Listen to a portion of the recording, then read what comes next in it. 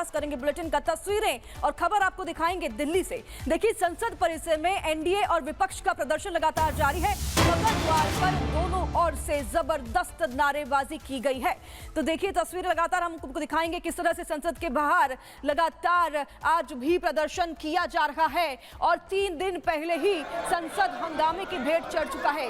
विपक्ष की तरफ से लगातार हंगामे किए जा रहे हैं, जिसकी वजह से अभी तक चर्चा शुरू हो ही नहीं पाई है। और एक बार फिर से आज की ये तस्वीरें देखिए, जहां संसद के मकर द्वार के बाहर जबरदस्त नारेबाजी की गई। हाथों में पोस्टर्स लेकर यहां पर सभी विपक्ष के नेता खड़े हैं और एक बार फिर से हंगामा कर रहे हैं। और हंगामे की भेंट एक बार फिर से संसद का ये मॉनसून सत्र चढ़ते हुए दिखाई दे रहा है। और ये पैटर्न बन गया है, क्योंकि हर बार यही होता है। पिछले साल भी इसी तरह से मॉनसून सत्र हंगामे की भेंट चढ़ गया था और इस बार फिर से विपक्ष यहां जोरदार हंगामे कर रहा है। ये तस्वीरें आप देखिए संसद के मकर द्वार के बाहर, जहां पर विपक्ष एकजुट होकर लगातार नारेबाजी कर रहा है। हाथ में पोस्टर्स और बैनर्स लेकर विपक्ष यहां पर एकजुट हो गए हैं और लगातार विपक्ष नारेबाजी करते हुए सुनाई दे रहा है और हंगामे भी यहां पर लगातार तेज हो रहे हैं। जबरदस्त नारेबाजी की गई है संसद के मकर द्वार के बाहर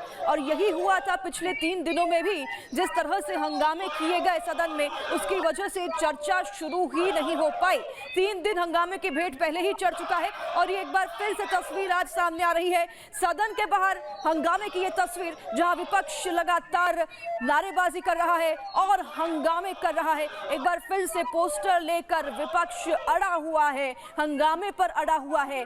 और ये तस्वीरें आप सदन के बाहर की देख रहे हैं। सदन के अंदर जाते ही कार्यवाही शुरू तो होती है, लेकिन हंगामे की वजह से वो फिर स्थगित हो जाते हैं और यही हम कई समय से देख रहे हैं। सुमित हमारे साथ जुड़ गए हैं, लगातार नजर बनाए हुए हैं सदन की कार्यवाही को लेकर। सुमित, ये तस्वीरें हम देख रहे हैं किस तरह से लगातार हंगामे किए जा रहे हैं। 3 दिन तो वैसे ही भेंट चढ़ चुके हैं। अब लग रहा है कि पिछली बार का जो पैटर्न है वो फिर से रिपीट हो सकता है, क्योंकि विपक्ष मानने को तैयार नहीं है और लगातार इसी तरह से हंगामे कर रहा है।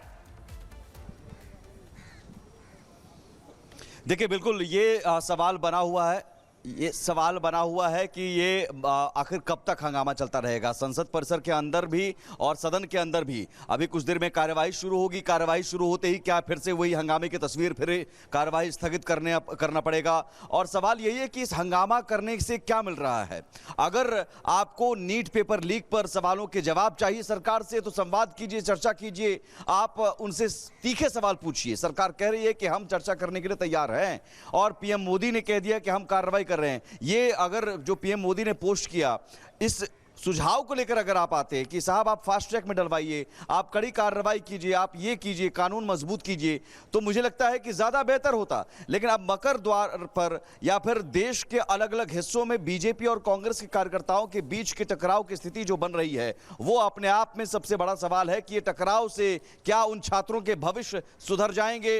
अजय वर्मा जी हमारे साथ लगातार बने हुए हैं और उनसे लगातार मैं भी तीखा सवाल कर रहा हूं कि साहब इस तरह के हंगामे से क्या मिलने वाला है। आप टकराव की स्थिति बना रहे हैं, इससे क्या मिलने वाला? आपकी सियासत चमक जाएगी। नहीं। छात्रों का भविष्य।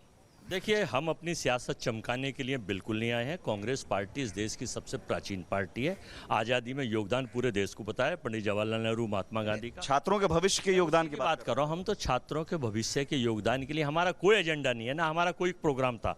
राहुल गांधी जी ने जब देखा कि छात्रों पर किस तरह से उनको विवश अत्याचार किए जा रहे हैं, कैसे दिल्ली पुलिस और बीजेपी की सरकार द्वारा सीधी सी बात थी। सरकार कोई नियम बनाती है इंडियन पेनल कोड के तहत और आप उसमें दोषी करार दिए, तो सरकार ने माना कि यहाँ पेपर लीक हुए हैं, इतने पेपर लीक हुए हैं, तो उसकी सजा किसको दी इन्होंने? सीधी सी सजा नहीं दी। इसका मतलब सरकार दोषी है।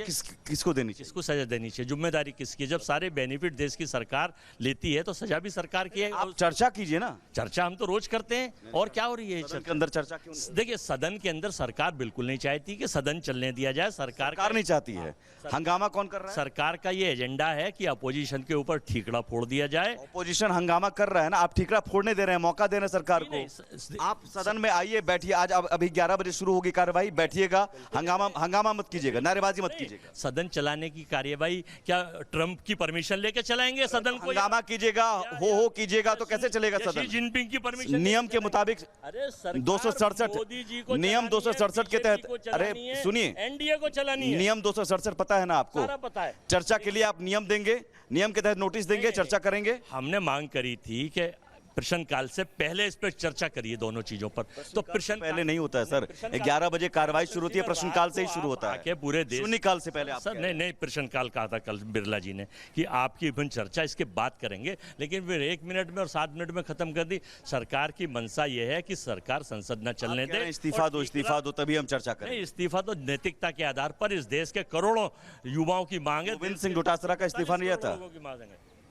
हमने तो देखिए पवन गोविंद सिंह, एक सेकंड अजय वर्मा जी, प्रियंका गांधी वाड्रा उस तब कह रही थी कि साहब पेपर लीक होता रहा, हम रोक नहीं पाए, पेपर लीक होता रहा। गोविंद सिंह डोटासरा शिक्षा मंत्री राजस्थान में, आपके शिक्षा मंत्री ने इस्तीफा दिया था क्या गोविंद सिंह डोटासरा? वो नीट का पेपर था क्या? अरे भाई कोई, अच्छा राजस्थान पब्लिक कमीशन का पेपर, अच्छा वो पेपर लीक हुआ तो उसमें कोई छात्र नहीं थे क्या? एक तुलनात्मक, वो छात्र नहीं थे? देखिए हाथी का हाथी से करिए, चींटी का। अरे भाई तो वो छात्र था, वो छात्र नहीं थे क्या? आप केवल फेस सेव करने के लिए मैं फेस सेव नहीं करने